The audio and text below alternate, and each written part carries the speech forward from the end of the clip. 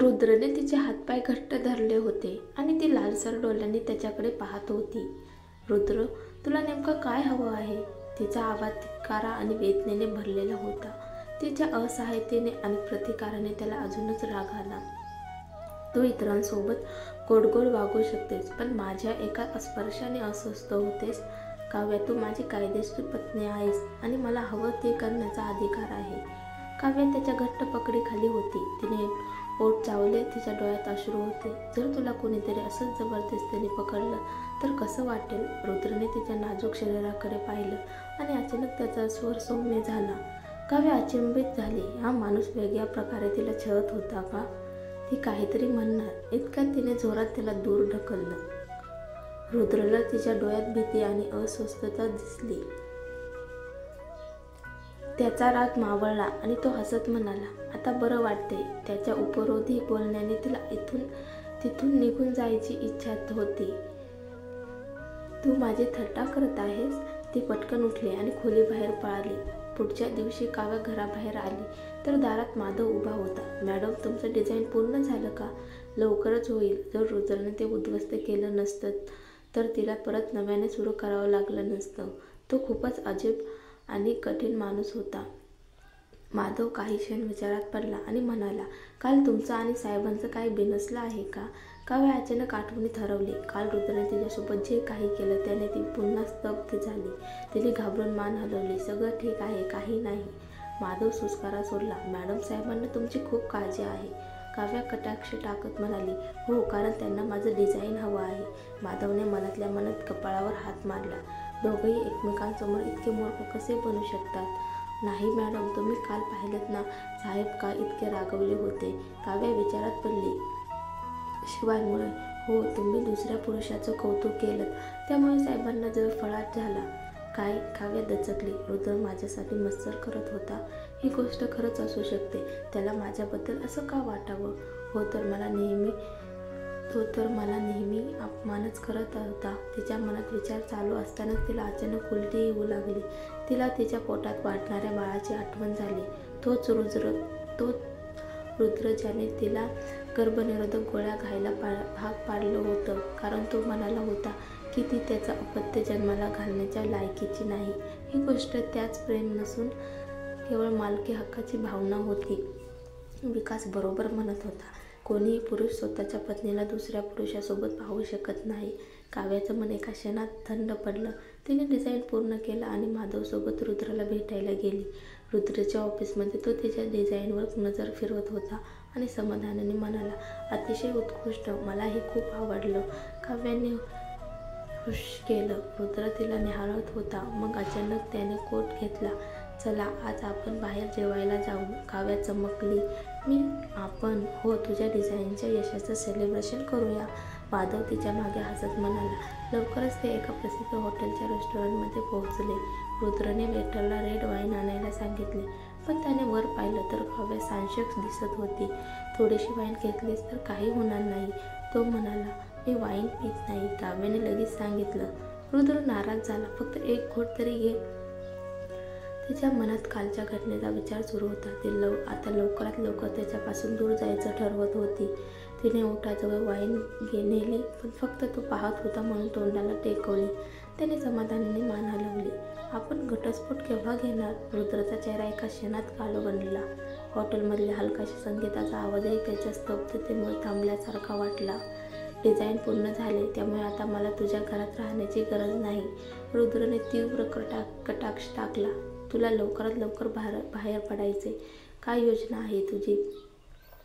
राकेश की शिवाय? तिने संतापाने त्याच्याकडे पाहिलं. तू काय बोलतो आहेस? घटस्फोट तूच मागितला होता आणि आता मी तो मागते तर तुला चालत नाही, तो थंड स्वरात म्हणाला. मी घटस्फोट घेऊ शकतो, पण तू नाही. ती जागी धिजली. माझा निर्णय अंतिम आहे. तुला यात काही बोलण्याचा अधिकार नाही. रुद्र उठला, कोट चढवला आणि निघून गेला. तिने घाबरून हात आपल्या पोटावर ठेवला. बाहेर माधव उभा होता. साहेब, जेवण तर नाही केलं आणि मॅडमसाठी गिफ्टही होतं ना? त्याने रुद्रच्या हातात एक लहान वेलवेट बॉक्स दिला. आत एक निळ्या नवरत्नाचा अप्रतिम नेकलेस होता, जो काव्यासाठी त्याने खास निवडला होता. रुद्रने ते पाहिलं आणि एक कटू हसू उमटलं. मग त्या बॉक्सला त्याने सरळ कचरापेटीत फेकून दिलं. माधव हातबुद्ध झाला. रुद्रच्या कपाळावरच्या शिरा ताणल्या गेल्या होत्या, पण त्याने मागे वळून पाहिलं नाही. तो गाडीमध्ये बसला आणि निघून गेला. काव्याला अजूनही समजत नव्हतं की रुद्र अचानक तिला घटस्फोट का देत नव्हता, कारण तिने आधीच हे सुचवलं होतं. म्हणून जेव्हा ती घरामध्ये परत आली तेव्हा तिला त्याच्याशी बोलायचं होतं. पण आज जाण्याआधीच माधवने तिला अडवलं. मॅडम, मिस्टर रुद्र आज एका आंतरराष्ट्रीय मीटिंगमध्ये आहेत, तुम्ही आज जाऊ शकत नाही, माधव म्हणाला. काव्य गोंधळली. तो रागवलेला आहे का? माधवने तिला हे विचारण्याची गरज आहे का असा चेहरा करून दाखवला. असं काही नाही, पण या दिवसात मिस्टर रुद्रला त्रास देऊ नका. आणि हो, तुमचं डिझाईन पूर्ण झाले, लवकरच मी तुम्हाला त्यांचे पैसे देईन. तुमच्या पुढच्या योजना काय आहेत? तुम्ही रुद्रच्या कंपनीमध्ये येणार का? काव्याने पटकन नकार दिला. रुद्रनेही मला हेच विचारलं होतं, पण मला वाटतं की मी रुद्रच्या कंपनीमध्ये काम करण्याइतकी लायक नाही. धन्यवाद माधव, मी स्वतःच नोकरी शोधेन. माधव आश्चर्यचकित झाला. माझ्या मते मॅडमचं डिझाईन खूपच चांगलं आहे आणि कंपनीसाठी योग्य आहे, पण काव्याने ठामपणे सांगितलं, नाही धन्यवाद, माझी स्वतःची योजना आहे. माधव तिची समजूत घालू शकला नाही, त्यामुळे त्याने हताशपणे मान हलवली. याच दरम्यान दरवाजाच्या दुसऱ्या बाजूला रुद्र बसला होता, काही दस्तऐवज हातात धरून. तो नकळत भुवया कुरवाळत होता. काव्याला माझ्या कंपनीमध्ये जायचं नव्हतं, तिला या घरामध्येही राहायचं नव्हतं. रुद्रची कंपनी सर्वोत्कृष्ट कंपनी होती आणि घरामध्ये तिला लागणाऱ्या सर्व सुविधा होत्या, तरीही ती तिथून का जाऊ इच्छित होती? याचं एकच उत्तर होतं, ती त्याच्यासोबत राहू इच्छित नव्हती. अचानक रुद्रने टेबलावर जोरात मुक्का मारला, त्यामुळे त्याच्या संगणकाचा कीबोर्ड कंपन झाला. दुसऱ्या दिवशी काव्याला डिझाईन करण्याची गरज नव्हती, म्हणून तिने नवीन नोकरी शोधण्याचा निर्णय घेतला. तिने ठरवलं होतं की ती बाळ ठेवणार होती, त्यामुळे स्वतःचा उदरनिर्वाह चालवण्यासाठी एक योग्य नोकरी मिळवणं तिच्यासाठी आवश्यक होतं. रुद्र जेव्हा बाहेर आला आणि काव्या घरात दिसली नाही, तेव्हा त्याने निर्विकार चेहऱ्याने विचारलं, ती कुठे आहे? ती नोकरी शोधण्यासाठी बाहेर गेली आहे, माधव म्हणाला. रुद्राच्या चेहऱ्यावर कोणताही बदल नव्हता. तो शांतपणे म्हणाला, मला बघायचे कोणत्या कंपनीची हिंमत आहे तिला नोकरी देण्याची. माधवला समजलं की त्याने काय करायचं आहे. त्या दिवशी काव्याने अनेक ठिकाणी जाऊन आपले रिझ्यूम दिले, पण कुठेही तिला उत्तर मिळालं नाही. काही कंपन्यांनी तर तिला टाळलं, जणू ती काही संकट घेऊन आली होती. काहींनी तिला सरळ बाहेर काढलं. काव्या हताश झाली, पण त्यावेळी तिला योगायोगाने दिव्या भेटली. चहा घ्यायला येशील का? दिव्याने विचारलं. दिव्या खूप आनंदी दिसत होती. तू म्हणाली होतीस नाही की शिवायला भेटलीस? हो, काव्याने सांगितलं, पण अनुभव चांगला नव्हता, त्यामुळे तिला यावर जास्त बोलायचं नव्हतं. माझं सोड, तू इतकी आनंदी का आहेस? दिव्याने हसत सांगितलं, काल व्हॅलेंटाईन डे होता, तुला माहीत नव्हतं का? काव्या चमकून पाहू लागली. तिच्यासाठी कालचा दिवस भयंकर गेला होता. तिचं रुद्रसोबत भांडणंही झालं होतं, त्यामुळे तिला काही आठवण नव्हती. मग तुझ्या बॉयफ्रेंडकडून तुला काय गिफ्ट मिळालं? काही नाही, पण त्याने मला खूप सारे रेड दिल पाठवले. दिव्याने तिचा फोन दाखवला. त्याच्या चॅटमध्ये एकापेक्षा जास्त रेड दिलं होते. पूर्ण स्क्रीन भरलेली होती. तू फारच लवकर खुश होतेस. काव्याने तिच्याकडे आश्चर्याने पाहिलं. दिव्या हसत म्हणाली, पैशावर प्रेम मोजलं जात नाही. त्याच्याकडे जास्त पैसे नाहीत, पण त्याची भावना महत्त्वाची आहे. आणि त्याच्यासाठी तू काय गिफ्ट घेतलेस?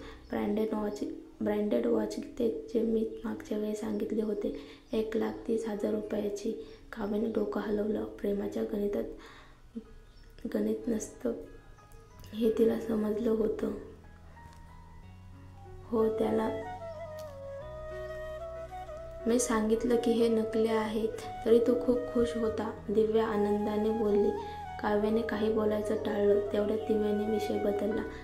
घटस्फोटाचं काय झालं? रुद्र चिडला आणि त्याने मला त्याच्याविषयी काढायला मनाई केली आहे. आणि मीराचं काय? माहीत नाही. याच वेळी मीरा रागाने तिथे आली. दिव्या पटकन उठली आणि जाण्याच्या तयारीत असताना तिने मुद्दाम मीराच्या पायावर पाय दिला. मीराचा चेहरा रागाने लाल झाला.